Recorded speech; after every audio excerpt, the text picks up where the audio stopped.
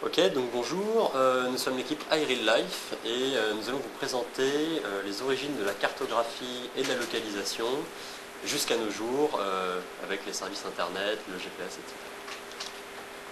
etc. Alors tout d'abord on va voir un petit point d'histoire, histoire de vous assommer au début. Après on va voir la cartographie de nos jours, comment elle est exploitée, comment elle est utilisée sur internet et comment en tant que développeur on peut l'utiliser. Et enfin, on verra la localisation, comment ça fonctionne et quels sont les différents moyens de se localiser actuellement. Alors, tout d'abord, un petit point d'histoire. La cartographie, ça existe depuis longtemps avant l'écriture.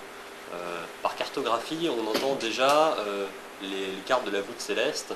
Donc, à partir du moment où on met des points dans une grotte, eh ben, c'est considéré comme une carte. Donc, ça existe depuis déjà un petit moment. Bien sûr, à l'époque, on n'avait pas une vision du monde en entier et c'était des cartes locales. La Terre, bien sûr, n'était pas encore ronde. Après, viennent les Grecs. Là, on peut voir une petite carte de Hécatéus qui, comme on peut le voir, ne savait pas encore que la Terre était ronde. Et donc, la plupart des cartes à cette époque-là, ben, ça se limitait à ce qu'on connaissait. Autour, il y avait un océan et après, on tombait. Donc voilà la vision des Grecs. Et il faut voir que très rapidement, il y a Pythagore et Aristote qui ont fait autre chose que des règles de maths et qui ont compris que la Terre était ronde. Tout simplement comment? Eh ben, les bateaux, quand on les voit s'éloigner derrière la ligne d'horizon, on voit que le bateau, il tombe pas juste derrière, il coule petit à petit. Et donc, c'était une forme sphérique. Ératosthène, déjà à cette époque-là, avait réussi à calculer la circonférence de la Terre grâce à la projection des ondes. Après, il y a eu une grande période de creux, de retour en arrière, qui s'appelle le Moyen-Âge, dont je ne vais pas parler, parce que ça ne servit strictement à rien. Les grands navigateurs, par contre, eux, ont apporté beaucoup aux cartes, notamment la précision au niveau des côtes.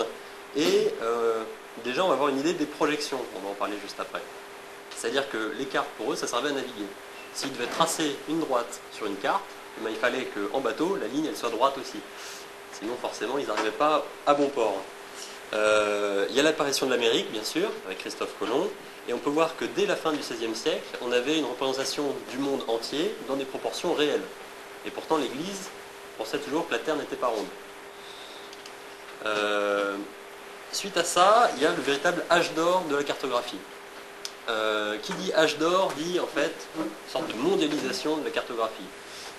À ce moment-là, les cartographes sont des mathématiciens. C'est fini l'époque des explorateurs qui créent les cartes en naviguant. Là, c'est des véritables mathématiciens qui vont faire des projections, qui vont rester chez eux et qui ensuite vont l'imprimer à grande échelle. C'est à cette époque-là qu'on entend parler d'un certain Mercator. Mercator, on verra qu'il a inventé la projection la plus utilisée de nos jours. Et évidemment, à cette époque-là, il y a aussi les guerres. Et les guerres, il ne faut pas oublier que c'est la raison principale pour laquelle les cartes existent avec le commerce. Et on arrive dans l'ère moderne.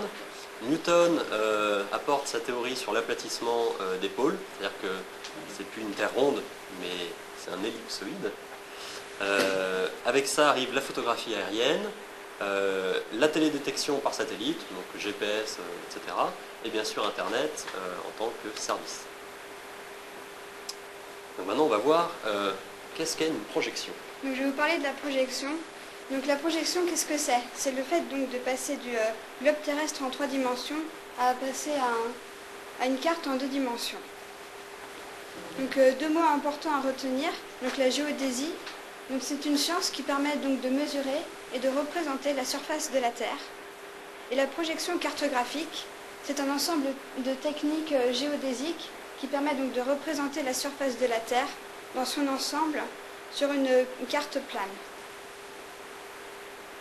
Donc il y a 4 points importants à retenir. Donc il y a l'origine qui est le centre de la Terre, les axes, le point fondamental et donc la direction du nord en ce point. Et donc après, il y a donc les différentes méthodes de projection. Donc il y a 3 types de projection. Celle que l'on utilise le plus souvent, donc c'est la cylindrique. Il y a la projection conique et la projection sur un plan, donc appelée azimutale. Donc il y a deux propriétés importantes.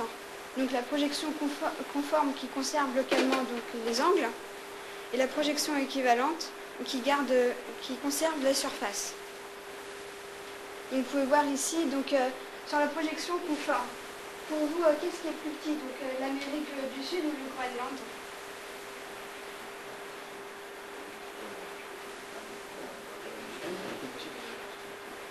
Donc ici, le Groenland et l'Amérique du Sud sont à peu près pareils, mais il faut savoir donc, que le Groenland est beaucoup plus petit que l'Amérique du Sud. 9 fois plus petit quand même. 9 fois plus petit. Donc on voit bien sur la projection conforme que la surface n'est pas respectée, alors que sur la projection équivalente, la surface est respectée dans le Groenland qui est tout petit par rapport à l'Amérique du Sud. Donc la projection de Mercator, donc celle que l'on utilise le plus souvent, donc c'est une projection qui est utilisée par tous les services de cartographie qui sont sur Internet. C'est une projection conforme donc, qui conserve les angles, et c'est une projection cylindrique. Donc moi je vais vous parler des services en ligne.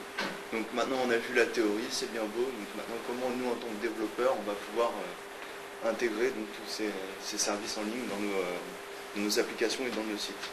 Donc pour commencer pour le fonctionnement, on a ou des interfaces web, donc Google Maps, Yahoo Maps, qui sont les web services que presque tout le monde connaît, qu'on a tous utilisés à un moment donné ou à un autre. Ou encore des interfaces logicielles, donc telles que Google Earth, qui nous permettent, qu'on voit là d'ailleurs, qui nous représente notre Terre en 3 dimensions. Donc les interfaces sont plus généralement en JavaScript, ça permet une souplesse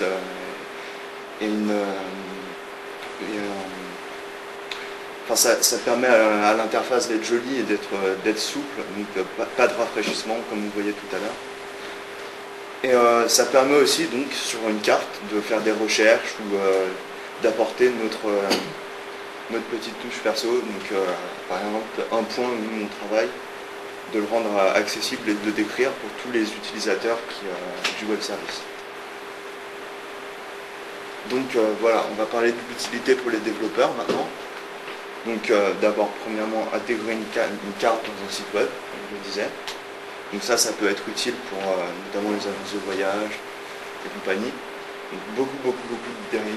On peut dériver beaucoup d'utilité à ce web service. Les calculs d'itinéraire, donc j'ai encore utilisé un calcul d'itinéraire ce matin. Et les ajouts d'informations concernant son activité, donc comme je le disais précédemment. Donc maintenant on va voir comment nous en tant que développeurs on peut intégrer ça. Donc on va voir qu'on a plusieurs méthodes d'intégration dans nos applications. Donc on a plusieurs API donc, qui sont toutes programmées en JavaScript. Donc généralement c'est des frameworks qui sont relativement simples à utiliser. On a des API statiques, c'est-à-dire que via le protocole REST, on va directement obtenir une image, comme on verra un petit peu après. Ou encore, c'est des services de géocoding qui sont une adresse postale, vous nous donner des coordonnées. Donc voilà, concernant le statique, on obtient par exemple une image de ce type-là, qui décrit par exemple ici un itinéraire. Donc on utilise le web service REST, donc avec cette requête, en fait c'est une URL